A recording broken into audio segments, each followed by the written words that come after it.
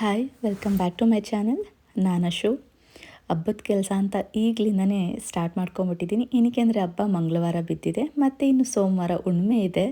ಇನ್ನು ಆ ಟೈಮಲ್ಲಿ ಈ ಟೈಮಲ್ಲಿ ಮಾಡ್ಕೊಳಕ್ಕಾಗಲ್ಲ. ಏನಿದ್ರೂ ಇಲ್ಲ, ಶನಿವಾರ ಭಾನುವಾರದಲ್ಲಿ ಮುಗಿಸ್ಕೊಂಬಿಡ್ಬೇಕು. ಶನಿವಾರ ಕಂಪ್ಲೀಟ್ ಮನೆ ಕ್ಲೀನ್ ಆಯಿತು ಅಂತ ಅಂದರೆ ಭಾನುವಾರ ದೇವ್ರ ಮನೆ ಕೆಲಸನ ಮುಗಿಸ್ಕೊಬೋದು. ಆಗ ಸೋಮವಾರ ಬೆಳಗ್ಗೆ ಬೇಗನೆ ಎದ್ದು ಪೂಜೆ ಮಾಡ್ಬೋದು ಅಂತ ಐಡಿಯಾ ಮಾಡಿಕೊಂಡು ಎಲ್ಲ ಇವತ್ತೇ ಕ್ಲೀನ್ ಮಾಡ್ಕೊಳ್ತಾ ಬಂದಿದ್ದೀನಿ. ಮೊದಲನೇದಾಗಿ ನಮ್ಮ ರೂಮ್ನ ಕ್ಲೀನ್ ಮಾಡ್ಕೊತಾ ಇದ್ದೀನಿ. ನೀಟಾಗಿ ಈ ರೀತಿ ತುಂಬ ಅಂದರೆ ತುಂಬಾ ಗಲೀಜಾಗಿತ್ತು. ಅದು ಎಲ್ಲಿಂದ ಧೂಳು ಬರುತ್ತೋ ಅನ್ನೋದೇ ಗೊತ್ತಾಗಲ್ಲ, ಅಷ್ಟು ಧೂಳಿರುತ್ತೆ. ಎಲ್ಲ ನೀಟಾಗಿ ಒಂದು ಕಡೆಯಿಂದ ಫಸ್ಟು ಬೆಡ್ಡೆಲ್ಲ ನೀಟಾಗಿ ಕ್ಲೀನ್ ಮಾಡಿಕೊಂಡು ಧೂಳೆಲ್ಲ ಹೊಡ್ಕೊಂಡು ವಾರ್ಡ್ರೋಬ್ಗಳೆಲ್ಲ ನೀಟಾಗಿ ಒರೆಸ್ಕೊಳ್ತಾ ಬರ್ತಾಯಿದ್ದೀನಿ.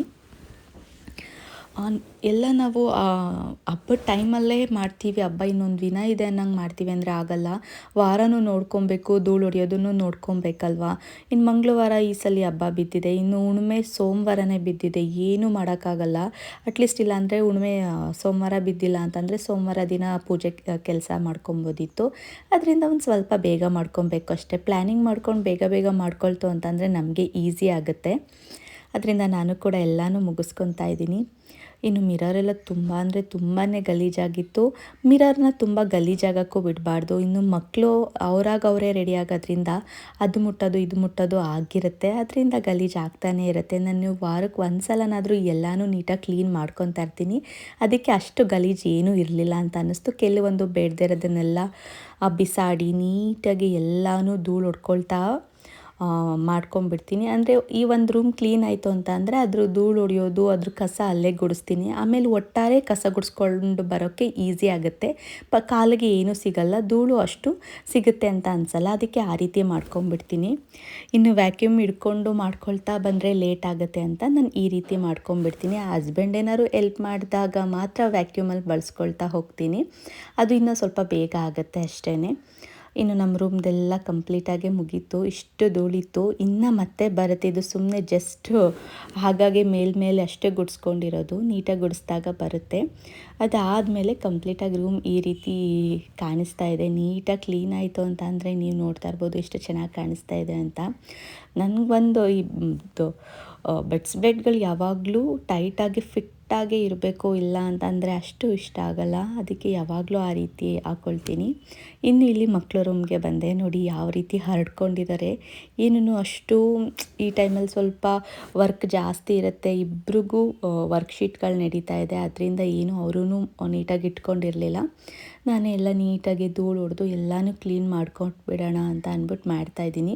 ಮತ್ತು ಇವತ್ತು ಅವ್ರಿಗೆ ಶನಿವಾರ ಆಗಿರೋದ್ರಿಂದ ಕೆಲವೊಂದೊಂದು ಗೌರ್ಮೆಂಟ್ ರಜೆಗಳು ಈ ಸಲ ಜಾಸ್ತಿ ಸಿಕ್ತು ಅವ್ರಿಗೆ ಅಂತ ಫುಲ್ ಕ್ಲಾಸಸ್ ಇದೆ. ಮತ್ತು ಆ್ಯನ್ಯುವಲ್ ಡೇ ಹತ್ರ ಬರ್ತಿದೆ ಅಂತ ಕೂಡ ಡ್ಯಾನ್ಸ್ ಪ್ರಾಕ್ಟೀಸ್ಗೂ ಫುಲ್ ಕ್ಲಾಸ್ ಇದೆ. ಇನ್ನು ಅವರು ಇರಲಿಲ್ಲ, ಪಾಪು ಕೂಡ ಮಲಗಿದ್ದ. ಅದರಿಂದ ಫ್ರೀ ಇದ್ದಾಗಲೇ ಮಾಡ್ಕೊಂಬಿಡಬೇಕು ಅಂತ ಕಿಚನ್ನು ಮತ್ತು ಈ 2 ರೂಮ್ ಕೆಲಸನೂ ಮುಗಿಸ್ಕೊಂಬಿಡೋಣ. ಅತ್ತೆ ಮಾವ ರೂಮ್ ಏನಷ್ಟು ಗಲೀಜಾಗಿರಲ್ಲ. ಏನಕ್ಕೆಂದರೆ ನಾವು ತುಂಬ ರೂಮಲ್ಲಿ ಟೈಮ್ ಸ್ಪೆಂಡ್ ಮಾಡ್ತೀವಿ. ಮತ್ತು ಮಕ್ಕಳು ರೂಮಲ್ಲಿ ಓದೋದಾಗಲಿ ಮಾಡೋದಾಗಲಿ ಅವ್ರು ಮಾಡ್ತಾಯಿರ್ತಾರೆ. ಇನ್ನು ಕಿಚನ್ ಅಂದಮೇಲೆ ಹೇಳಲೇಬೇಕಾ, ಯಾವಾಗಲೂ ಎಷ್ಟೇ ಕ್ಲೀನಾಗಿಟ್ಟರೂ ಗಲೀಜು ಆಗೇ ಆಗುತ್ತೆ. ಅದರಿಂದ ಇದು 3 ಕೆಲಸ ಮುಗೀತು ಅಂತಂದರೆ ಇನ್ಯಾವುದು ನನಗಷ್ಟು ರಿಸ್ಕ್ ಅಂತ ಅನಿಸಲ್ಲ. ಅದರಿಂದ ಮುಗಿಸ್ಕೊಂಬಿಡ್ತಾಯಿದ್ದೀನಿ. ಇನ್ನು ಕಿಟಕಿ ಎಲ್ಲ ನೀಟಾಗಿ ಧೂಳು ಹೊಡ್ಕೊಂಡು ಎಲ್ಲ ಒರೆಸ್ಕೊಳ್ತಾ ಬರ್ತಾಯಿದ್ದೀನಿ. ಇದು ಕಿಟಕಿ ಮೇಲೆ ಯಾಕೆ ಈ ರೀತಿ ಹಾಕ್ತೀನಿ ಅಂತ ಅಂದರೆ ಗಲೀಜಾಗಿಬಿಡುತ್ತೆ, ಕರೆ ಉಳ್ಕೊಂಬಿಡುತ್ತೆ. ಪೇಂಟೆಲ್ಲ ಏನೋ ಒಂಥರ ಅಸಹ್ಯವಾಗಿ ಕಾಣಿಸುತ್ತೆ, ನನಗೆ ಇಷ್ಟ ಆಗಲ್ಲ. ಮತ್ತು ಮಕ್ಕಳು ಬರೀತಾ ಇರೋದ್ರಿಂದ ಈ ಪೆನ್ಸಿಲಲ್ಲಿ ಗೀಚೋದಾಗಲಿ ಮಾಡೋದಾಗಲಿ ಮಾಡಿಬಿಡ್ತಾರೆ. ಅದಕ್ಕೆ ಆ ರೀತಿ ಒಂದು ಚೆನ್ನಾಗಿರೋ ಕಾಟನ್ದು ಬಟ್ಟೆ ಅದ್ರ ಮೇಲೆ ಹಾಕ್ಬಿಡ್ತೀನಿ. ಆಗ ಚೆನ್ನಾಗೂ ಕಾಣಿಸುತ್ತೆ, ಯಾವುದೇ ರೀತಿ ಗಲೀಜು ಆಗಲ್ಲ ಗೋಡೆ. ಏನಕ್ಕೆ ಅಂದರೆ ನಾವು ಕಂಪ್ಲೀಟಾಗಿ ಕಾಟನ್ನ ಪೂರ್ತಿ ನಾವು ಮೂಲೆಗೆ ತಳ್ಳೋದ್ರಿಂದ ಕರೆಗಳಾಗೋದು ಜಾಸ್ತಿ ಇರುತ್ತೆ ಅನಿಸುತ್ತೆ. ಅದರಿಂದ ಆ ರೀತಿ ಮಾಡಿಬಿಡ್ತೀನಿ. ಅವಾಗ ಯಾವುದೂ ಗಲೀಜಾಗಲ್ಲ. ಮತ್ತು ಎಲ್ಲ ಬೆಡ್ಗೂ ನಾನು ಈ ರೀತಿ ಕವರ್ ಹೊಲಿಸ್ಬಿಟ್ಟಿರೋದ್ರಿಂದ ಬೆಡ್ಗಳು ಕೂಡ ಗಲೀಜಾಗಲ್ಲ. ನೀಟಾಗಿ ಅದ್ರ ಮೇಲೆಲ್ಲ ಧೂಳು ಹೊಡ್ಕೊಂಡು ಒರೆಸ್ಬಿಡ್ತೀನಿ, ಇಲ್ಲ ವ್ಯಾಕ್ಯೂಮ್ ಮಾಡ್ಕೊಂಬಿಡ್ತೀನಿ. ತುಂಬ ಗಲೀಜು ತುಂಬ ಧೂಳಿತ್ತು ಅಂತಂದರೆ ವ್ಯಾಕ್ಯೂಮ್ ಮಾಡಿಬಿಡ್ತೀನಿ. ಇಲ್ಲಾಂದರೆ ಈ ರೀತಿ ಧೂಳು ಹೊಡ್ಕೊಂಡು ಒಂದ್ಸಲಿ ಒರೆಸ್ಕೊಂಬಿಡ್ತೀನಿ. ಅದಾದಮೇಲೆ ನೀಟಾಗಿ ಎಲ್ಲನೂ ಬೆಡ್ ಸ್ಪ್ರೆಡ್ಗಳೆಲ್ಲ ನಾನು ನೀಟಾಗಿ ಹಾಕ್ಕೊತಾ ಇದ್ದೀನಿ ಸ್ಟಿಫಾಗಿ. ಒಂದು ವಾರ ಅಲ್ಲ 15 ದಿನ ಆದರೂ ಅದು ಏನೂ ಅಳ್ಳಾಡಲ್ಲ, ಅಷ್ಟು ಗ್ರಿಪ್ಪಾಗಿ ಕೂತಿರುತ್ತೆ. ಹಾಗೆ ನೋಡೋಕ್ಕೂ ತುಂಬ ಚೆನ್ನಾಗಿ ಕಾಣಿಸುತ್ತೆ. ನೀವು ನೋಡ್ತಾ ಇರ್ಬೋದು ಎಷ್ಟು ಗ್ರಿಪ್ಪಾಗಿ ಕೂತಿದೆ, ಚೆನ್ನಾಗೂ ಕೂಡ ಕಾಣಿಸ್ತಿದೆ. ಇನ್ನು ಇವ್ರ ರೂಮ್ದು ಕಂಪ್ಲೀಟ್ ಮುಕ್ಕಾಲು ಭಾಗ ಕೆಲಸ ಮುಗೀತು. ಇಲ್ಲೂ ಯಾವುದು ಬೇಡದೇ ಇರೋದಿದೆ ಎಲ್ಲನೂ ಬಿಸಾಡಿದ್ದೀನಿ. ತುಂಬ ಬೇಡದೇ ಇರೋದನ್ನು ಇಟ್ಕೊತಾರೆ, ಬಿಸಾಡೋಕ್ಕೆ ಹೋಗಲ್ಲ. ಈಗೀಗ ಚಾಕ್ಲೇಟ್ಸ್ ಕವರ್ ತಿಂದಿದ್ದನ್ನೆಲ್ಲನೂ ಕೂಡ ಬಿಸಾಡ್ತಿದ್ದವ್ರು ಈಗ ಕೂಡ ಅಲ್ಲಲ್ಲೇ ಇಡ್ತಿದ್ದಾರೆ. ಅದಕ್ಕೆ ಸಂಜೆ ಮೇಲೆ ಬಂದಮೇಲೆ ಅವ್ರಿಗೂ ಸ್ವಲ್ಪ ಪೆಟ್ಟು ಕೊಡೋಣ ಅಂತ ಅಂದ್ಕೊಂಡಿದ್ದೀನಿ. ಇನ್ನು ಅವ್ರದ್ದೆಲ್ಲನೂ ಕ್ಲೀನ್ ಮಾಡಾದಮೇಲೆ ಯಾವುದನ್ನು ಅಲ್ಲಿ ಬೆಡ್ ಮೇಲೆ ನಾನು ಬ್ಲ್ಯಾಂಕೆಟ್ಗಳು ಇಡೋಕ್ಕೆ ಹೋಗಲ್ಲ, ಎಲ್ಲನೂ ವಾರ್ಡ್ರೋಬ್ ಒಳಗಡೆನೇ ಎತ್ತಿಡ್ತೀನಿ. ಅದು ಕೈಗೆ ಕಾಲಿಗೆ ಸಿಕ್ಕಿದ್ರೂ ಇಷ್ಟ ಆಗಲ್ಲ. ಅವ್ರಿಗೂ ಓದೋಕ್ಕೂ ಫ್ರೀ ಆಗಿರಬೇಕು. ಬಂದು ನೋಡಿದ ಕೂಡಲೇ ರೂಮ್ ಇಷ್ಟೊಂದು ಕ್ಲೀನಾಗಿದೆ, ಓದಬೇಕು ಅಂತ ಅವ್ರಿಗೂ ಇಷ್ಟ ಆಗಬೇಕು. ಅದರಿಂದ ನೀಟಾಗೆ ಕ್ಲೀನ್ ಮಾಡಿಬಿಟ್ರೆ ಸರಿ ಅಂತ ಅಂದ್ಬಿಟ್ಟು ಅವ್ರು ಬರೋಷ್ಟರಲ್ಲಿ ಮಾಡಿಬಿಡ್ತಾಯಿದ್ದೀನಿ. ಮತ್ತು ಇನ್ನೊಂದು ಏನು ಅಂತ ಅಂದರೆ, ಮಿರರಲ್ಲಿ ಡಾಟ್ ಚಿಕ್ಕಿನ ಬಿಡೋಕ್ಕೆ ಹೋಗಬಾರ್ದು. ಅಲ್ಲಲ್ಲೇ ಮಿರರ್ನ ಒರೆಸ್ಕೊತಾ ಇರಬೇಕು. ಇಲ್ಲ ಅಂತ ಅಂದರೆ ಅಷ್ಟು ಮನೆಯಲ್ಲಿ ಸಮಾಧಾನ ಇರಲ್ಲ ಅಂತ ಹೇಳ್ತಾರೆ, ಖುಷಿ ಇರಲ್ಲ ಅಂತ ಹೇಳ್ತಾರೆ. ಮತ್ತು ನಾನು ಹೇಳ್ತಾ ಇದ್ದೆ ನೋಡಿ, ಹೊಟ್ಟೆ ಬೇಗ ಕರಗೋದಕ್ಕೂ ಏನು ಅಂತ ಅಂದರೆ, ನಾನು ಈ ರೀತಿ ಕೆಲಸ ಮಾಡ್ತೀನಿ. ನಾನು ಪ್ರತಿದಿನವೂ ಈ ರೀತಿ ಗುಡಿಸೋದು, ನಮ್ಮ ಮನೆನ ಒರೆಸೋದು ಈ ರೀತಿ ಮಾಡ್ತೀನಿ. ಅದರಿಂದ ನನಗೆ ಅಷ್ಟು ಹೊಟ್ಟೆನೂ ಬರಲ್ಲ. ಅದೇ ಎಕ್ಸಸೈಸ್ ಆಗುತ್ತೆ. ಬೆಳಗ್ಗೆ ಎಕ್ಸಸೈಸ್ ಮಾಡೋದಲ್ದಿರ ಕೂಡ ಇಷ್ಟು ಕೆಲಸ ಇರುತ್ತೆ. ನೀವೇ ಥಿಂಕ್ ಮಾಡ್ಬೋದು, ಒಂದು ಮಗುನ ನಾವು ನೋಡಿಕೊಂಡು ಮಾಡ್ಕೊಳ್ಳೋದಕ್ಕೂ 3 ಮಕ್ಕಳನ್ನ ನಾವು ನೋಡಿಕೊಂಡು ಮಾಡೋದಕ್ಕೂ ಕೆಲಸಗಳು ಎಷ್ಟಿರುತ್ತೆ. ಜೊತೆಗೆ ಅಡುಗೆ, ಹೊತ್ತೊತ್ತಿಗೆ ಊಟ, ಮತ್ತು ಗದ್ದೆಗೆ ಅಡುಗೆ ಮಾಡೋದು, ಎಲ್ಲ ಕೆಲಸಗಳನ್ನ ನಿಭಾಯಿಸ್ಕೊಳ್ತಾ ಮಾಡ್ತಾ ಇರ್ತೀನಿ. ನಾನು ಪ್ರತಿಯೊಂದು ವೀಡಿಯೋಗಳಲ್ಲೂ ನಿಮಗೆ ಶೇರ್ ಮಾಡ್ತಾ ಹೋಗ್ತೀನಿ. ಇನ್ನು ಮುಂದಕ್ಕೆ ನಿಮಗೂ ಯೂಸ್ ಆಗುತ್ತೆ, ನಾನು ಯಾವ ರೀತಿ ಈಸಿಯಾಗಿ ಕೆಲಸಗಳನ್ನ ಮತ್ತು ಅಡುಗೆಗಳನ್ನ, ತಿಂಡಿಗಳನ್ನ ಮಾಡ್ಕೊಳ್ತಾ ಹೋಗ್ತೀನಿ ಅಂತ. ಇನ್ನು ಕಂಪ್ಲೀಟಾಗಿ ಈ ರೀತಿ ರೂಮ್ ಕ್ಲೀನಾಗಿತ್ತು. ಇನ್ನು ಅಡುಗೆ ಮನೆ ನೋಡ್ಬೋದು ಎಷ್ಟು ಮೆಸ್ಸಿ ಆಗಿದೆ, ಎಷ್ಟು ಇದಾಗಿಟ್ಕೊಂಡ್ಬಿಟ್ಟಿದೆ ಅಂದರೆ, ಬೆಳಗ್ಗೆ ತಿಂಡಿ ಬೇಗ ಮಾಡಿ ಇವತ್ತು ಬಿಸಿಬೇಳೆ ಬಾತ್ ಮಾಡಿದೆ. ಅದರ ರೆಸಿಪಿ ಕೂಡ ನಾನು ವಿಡಿಯೋ ಮಾಡ್ಕೊಳ್ಳೋಕ್ಕಾಗಲಿಲ್ಲ, ಕೆಲಸ ಇತ್ತು ಅಂತ. ಇನ್ನೆಲ್ಲನೂ ಕಂಪ್ಲೀಟಾಗಿ ಈ ರೀತಿ ಮೆಸ್ಸಿ ಆಗಿತ್ತು. ಎಲ್ಲನೂ ಬರೀ ಬಿಸಿಬೇಳೆ ಬಾತ್ ಮಾಡಿ ಜೇಮ್ಸ್ಗೆ ಅವನಿಗೆ ಅನ್ನಕ್ಕೆ ಇಟ್ಟು ಎಲ್ಲನೂ ಹೊರಗಾಕ್ಬಿಡೋಣ ಅಂತ ಅಂದ್ಕೊಂಡೆ. ಎಲ್ಲನೂ ಈ ಹೊರಗಡೆ ಇಟ್ಟು ಪಾತ್ರೆ ಎಲ್ಲ ತೊಳೆಯೋದನ್ನೆಲ್ಲ ನಾನು ಆಯಿಲೆಲ್ಲ ಖಾಲಿಯಾಗಿತ್ತು, ಕೆಲವೊಂದೊಂದು ಐಟಮ್ ಕೂಡ ಖಾಲಿಯಾಗಿತ್ತು, ಅದನ್ನೆಲ್ಲ ರೀಫಿಲ್ ಮಾಡಿಕೊಂಡು ಆಮೇಲೆ ನೆಕ್ಸ್ಟ್ ಏನು ಬೇಡದಿರೋ ಐಟಮ್ ಎಲ್ಲ ಇದೆ ಎಲ್ಲ ಬ್ಯಾಕ್ ಸೈಡ್ ಇಟ್ಟು ಅಲ್ಲೇ ಆಮೇಲೆ ನಿಧಾನಕ್ಕೆ ತೊಳ್ಕೊಬೋದು ಅಂದ್ಬಿಟ್ಟು ಎಲ್ಲನೂ ಬ್ಯಾಕ್ ಸೈಡ್ ಇಟ್ಬಿಟ್ಟು ಆಯಿಲ್ ಹಾಕಿ ಎತ್ತಿಟ್ಬಿಟ್ಟೆ. ಆವಾಗ ಕೆಲಸ ಮಾಡೋಕ್ಕೆ ಈಸಿ ಆಗುತ್ತೆ. ಇಲ್ಲ ಅಲ್ಲಲ್ಲೇ ಇತ್ತು ಅಂತ ಅಂದರೆ ಈಸಿ ಆಗಲ್ಲ. ಅದರಿಂದ ಎಲ್ಲನೂ ನೀಟಾಗಿ ಫಸ್ಟು ರಿಫಿಲ್ ಮಾಡಿಬಿಟ್ಟು ಏನೇನು ಬೇಡ ಏನೇನು ಬೇಕು ಅದನ್ನೆಲ್ಲ ಎತ್ತಿಟ್ಕೊಂಡು, ಬೇಡದೇ ಇರೋದನ್ನೆಲ್ಲ ಬಿಸಾಡಿ ಯಾವ್ದ್ಯಾವ್ದು ಬಾಕ್ಸ್ಗಳೆಲ್ಲ ಎಲ್ಲೆಲ್ಲಿ ಎತ್ತಿಡ್ಬೇಕು ಅಲ್ಲೆಲ್ಲ ಎತ್ತಿಟ್ಬಿಡ್ತೀನಿ. ಅಂದರೆ ನನಗೆ ಈ ಪಾತ್ರೆ ಜೋಡಿಸೋದು ಮತ್ತು ಪಾತ್ರೆನ ನಮ್ಮ ಮನೇಲಿ ಒಣಗಿಸಿ ಬಾವಿ ಕಟ್ಟೆ ನೀವು ನೋಡಿರ್ಬೋದು. ಬಾವಿ ಕಟ್ಟೆ ಮೇಲೆ ನಾವು ಯಾವಾಗಲೂ ಒಣಗಾಕ್ತೀವಿ. ಅಲ್ಲಿ ಒಣಗಾಕಿ ಬಿಸಿಲಲ್ಲಿ ಆರಾದ ಮೇಲೇ ನಾವು ಪಾತ್ರೆಗಳನ್ನೆಲ್ಲನೂ ತಂದು ಜೋಡಿಸ್ಕೊಳ್ಳೋದು. ಇಲ್ಲ ಅಂತಂದರೆ ವಾರ್ಡ್ರೋಬ್ ಅಂತೂ ಇಷ್ಟು ವರ್ಷ ಬಾಳಿಕೆ ಬರ್ತಾನೆ ಇರಲಿಲ್ಲ ಅಂತಲೇ ಹೇಳ್ತೀನಿ. ಏಕೆಂದರೆ 15 ವರ್ಷ ಆಯಿತು. ಇವತ್ತಿಗೂ ಇವಾಗ ಮಾಡಿಸಿರೋ ರೀತಿ ಇದೆ, ಅಷ್ಟು ಚೆನ್ನಾಗಿದೆ. ಒಂದು ಚೂರು ಜಿರಳೆ ಬರೋದಾಗಲಿ ಅಥವಾ ಗಲೀಜಾಗಿರೋದಾಗಲಿ ಯಾವುದೇ ರೀತಿ ಏನೂ ಪ್ರಾಬ್ಲಮ್ ಇಲ್ಲ. ಇನ್ನು ಅತ್ತೆನೂ ಬಂದು ನಾನು ಸ್ನಾನ ಮಾಡ್ಕೊಂಬಿಡ್ತೀನಿ, ಪಾಪಗೂ ಮಾಡಿ ಮಲಗಿಸಿದ್ವಲ್ಲ ನಾನು ಮಾಡ್ಕೊಂಬಂದುಬಿಡ್ತೀನಿ, ನೀನು ಮಾಡ್ತಾಯಿರು ಅಂತ ಅಂದ್ಬಿಟ್ಟು ಹೇಳ್ಬಿಟ್ಟು ಹೋದರು. ಇನ್ನು ನಾನು ಎಲ್ಲ ಕಂಪ್ಲೀಟಾಗಿ ಒರೆಸ್ಕೊಳ್ತಾ ಬರ್ತಿದ್ದೀನಿ. ಸ್ಲ್ಯಾಬೆಲ್ಲ ನೀಟಾಗೆ ಒರೆಸ್ಬಿಟ್ಟು, ವಿಮ್ಮಲ್ಲಿ ಒರೆಸ್ಬಿಟ್ರೆ ತುಂಬ ಶೈನ್ ಇರುತ್ತೆ, ಏನೂ ಗಲೀಜಿರಲ್ಲ. ಏನೇ ಗಲೀಜಿದ್ರೂ ಹೊಂಟೋಗ್ಬಿಡುತ್ತೆ, ಶೈನ್ ಜಾಸ್ತಿ ಇರುತ್ತೆ. ಇನ್ನು ಬಾಕ್ಸ್ ಎಲ್ಲ ನೀಟಾಗಿ ಅಲ್ಲಲ್ಲ ಒರೆಸ್ಕೊಂಬಿಟ್ಟು ಇಟ್ಕೊಂಡ್ಬಿಡ್ತಾ ಇದ್ದೀನಿ, ನೀವು ನೋಡ್ತಾ ಇರ್ಬೋದು.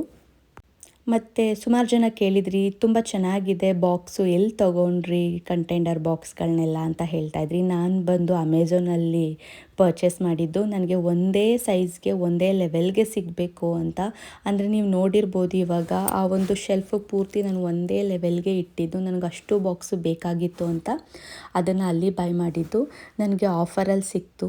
ಅಂತ ಏನು ಜಾಸ್ತಿ ಅಮೌಂಟ್ ಆಗಲಿಲ್ಲ. ನಾನು ಅದೆಷ್ಟಾಯಿತು ಅನ್ನೋದು ಮರ್ತೋಗಿದೆ. ನಾನು ಬೇಕಾದರೆ ನೋಡಿ, ಅದು ನಿಮಗೆ ಬೇಕು ಅಂತಂದರೆ ಲಿಂಕು ಕೂಡ ನಾನು ಆ್ಯಡ್ ಮಾಡ್ತೀನಿ, ನೀವು ಡಿಸ್ಕ್ರಿಪ್ಷನಲ್ಲಿ ನೋಡ್ಬೋದು. ನೆಕ್ಸ್ಟ್ ವೀಡಿಯೋದಲ್ಲಿ ಆ್ಯಡ್ ಮಾಡ್ತೀನಿ ನಾನು ವಿಚಾರಿಸ್ಬಿಟ್ಟು. ಏನಕ್ಕೆಂದರೆ ಅದನ್ನು ಪ್ರತಿಯೊಂದೂ ನಾನು ಯಾವುದನ್ನು ನೋಡಿ ಅದು ಹೇಗಿದೆ ಎತ್ತ ಅಂತ ರಿವೀಲ್ ಎಲ್ಲ ಮಾಡೋದು ನನಗೆ ಅಷ್ಟು ಗೊತ್ತಾಗಲ್ಲ. ಅದಕ್ಕೆ ನಾನು ನಮ್ಮ ಹಸ್ಬೆಂಡ್ಗೆ ಹೇಳಿಬಿಡ್ತೀನಿ. ಅವ್ರು ಪ್ರತಿಯೊಂದು ನೋಡ್ತಾರೆ, ಇದು ಕರೆಕ್ಟಾಗಿದೆಯಾ ಅಥವಾ ಕ್ವಾಲಿಟಿ ಇದೆಯಾ, ಬಾಕ್ಸ್ ಬಾಳಿಕೆ ಬರುತ್ತಾ, ಎಲ್ಲ ಚೆನ್ನಾಗಿದೆಯಾ ಅಂತ. ಏನಕ್ಕೆಂದರೆ ಒಂದೇ ಥರ ಒಂದು ಕಂಪ್ನಿಲಿ ಹಲವಾರು ಕಂಪ್ನಿಗಳಲ್ಲಿ ಒಂದೇ ಥರ ಬ್ರ್ಯಾಂಡ್ಗಳು ಬಂದುಬಿಡ್ತಾ ಇದೆ. ಅದರಿಂದ ಅಷ್ಟು ಗೊತ್ತಾಗ್ಬಿಡಲ್ಲ. ಕೆಲವು ಸಲ ನನಗೆ ಕನ್ಫ್ಯೂಸ್ ಆಗೋಗ್ಬಿಡುತ್ತೆ. ನನಗೆ ಇನ್ನೊಂದೇನು ಅಂತಂದರೆ ತೊಗೊಂಡು ಅದನ್ನು ಮತ್ತೆ ರಿಟರ್ನ್ ಹಾಕೋದು ಇವೆಲ್ಲ ಇಷ್ಟ ಆಗಲ್ಲ. ಅದಕ್ಕೆ ನಾನು ಕಂಪ್ಲೀಟಾಗಿ ನಮ್ಮ ಹಸ್ಬೆಂಡ್ಗೆ ಹೇಳಿಬಿಡ್ತೀನಿ. ಅವ್ರು ನೋಡಿ ರೇಟಿಂಗ್ಸ್ ನೋಡಿ ಯಾವ್ದು ಚೆನ್ನಾಗಿದೆ ಏನು ಎತ್ತ ಅಂತ ನೋಡಿ ತೊಗೊತಾರೆ. ನಾನು ಅವ್ರನ್ನ ವಿಚಾರಿಸಿ ನೀಟಾಗಿ ಅದು ಸರಿಗಿದೆಯಾ ಏನು ಅಂತ ಕೇಳಿಬಿಟ್ಟು ನಾನು ನಿಮಗೆ ಲಿಂಕ್ ಕೂಡ ಡಿಸ್ಕ್ರಿಪ್ಷನಲ್ಲಿ ಹಾಕಿರ್ತೀನಿ. ನೀವು ಬೇಕು ಅಂತಂದರೆ ಬಾಯ್ ಕೂಡ ಮಾಡ್ಬೋದು. ಇನ್ನು ಅಡುಗೆ ಮನೆಯ ಗಿಡಗಳಿಗೆಲ್ಲ ಸ್ವಲ್ಪ ನಾನು ಒಳಗಡೆ ಇಂಡೋರ್ ಪ್ಲ್ಯಾಂಟ್ಸ್ ಇಟ್ಟಿರೋದಕ್ಕೆಲ್ಲ ವಾರಕ್ಕೆ ಒಂದೇ ಸಲ ನಾನು ನೀರು ಹಾಕೋದು. ಏನಕ್ಕೆ ಅಂದರೆ ನಮ್ಮದು ಜಾಯಿಂಟ್ ಗೋಡೆ, ನಮ್ಮ ಮನೆಯೂ ಮತ್ತು ನಮ್ಮ ಚಿಕ್ಕ ಮಾವನವ್ರ ಮನೆಯೂ ಜಾಯಿಂಟ್ ಗೋಡೆ ಆಗಿರೋದ್ರಿಂದ ವೆಂಟಿಲೇಷನ್ ಅವ್ರಿಗೆ ಜಾಸ್ತಿ ಇದೆ. ನಮಗೆ ಈ ಸೈಡ್ ವೆಂಟಿಲೇಷನ್ ಇರೋದ್ರಿಂದ ಕಿಚನ್ಗೆಲ್ಲ ವೆಂಟಿಲೇಷನ್ ಇಲ್ಲ ನಮಗೆ. ಅದರಿಂದ ನಾನು ವಾರಕ್ಕೆ ಒಂದೇ ಸಲ ಗಿಡಕ್ಕೆ ಅದು ಅರ್ಧ ಗ್ಲಾಸ್ ನೀರು ಹಾಕ್ತೀನಿ. ಜಾಸ್ತಿ ಹಾಕಿದ್ರೆ ಇಲ್ಲ ಕೊಳ್ತೋಗುತ್ತೆ, ಇಲ್ಲ ಒಣಗೋಗುತ್ತೆ.